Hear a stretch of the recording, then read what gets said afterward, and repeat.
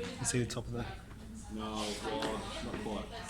Okay, hello everybody. Welcome. 19. Does it move? So, sample proportions. You know what? So, let's pull out our notes. So, it's going to be pretty easy mathematically. Okay, thank you. There we go. So it's already gone. Yeah. So yeah, mathematically it's going to be okay. We just perhaps some new notation for us, so we might just read through quickly.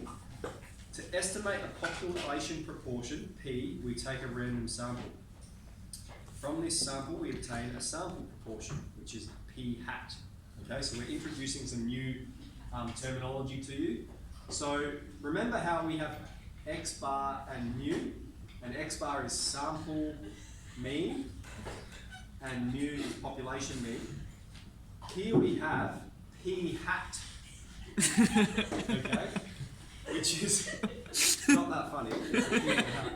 It's the sample mean for a proportion,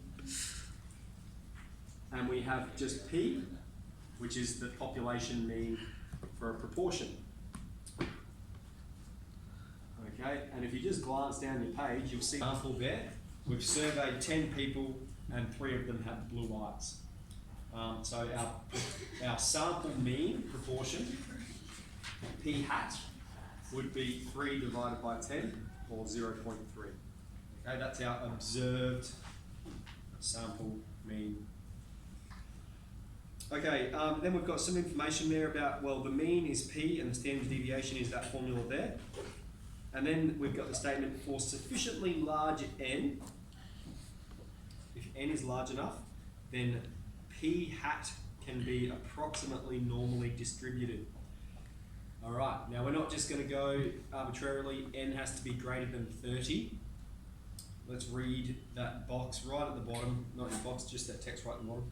The closeness of this approximation does not only depend on the sample size, but also the population proportion. So the general rule that we're sticking with is it's normally distributed if NP, so n times P, and n times 1 take P, or n times Q, is greater than or equal to 5.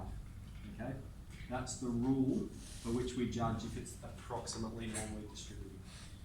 So let's get into the example. All right, part A here, state the observed value of P hat, 0.3. Find the mean and standard deviation of P hat. Okay? Well, the mean of P hat is the value of P, which is 0.3. And the standard deviation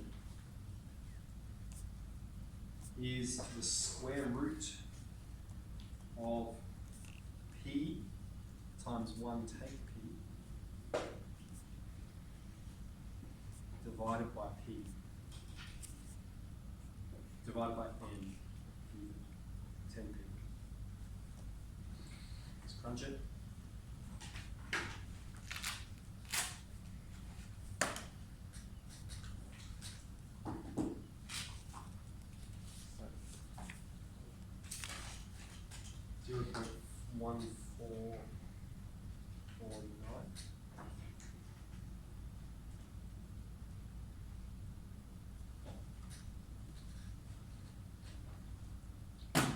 Is P hat normally distributed?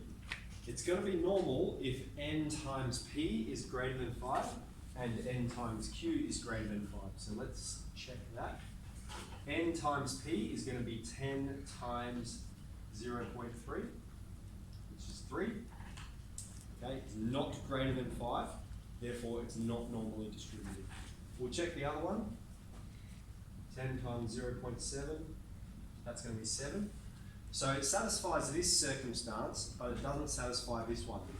For it to be normally distributed, it needs to satisfy both. Okay? So we can say as NP is less than 5, therefore P is not normally distributed.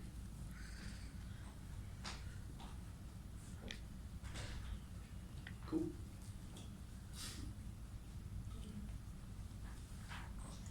get into it.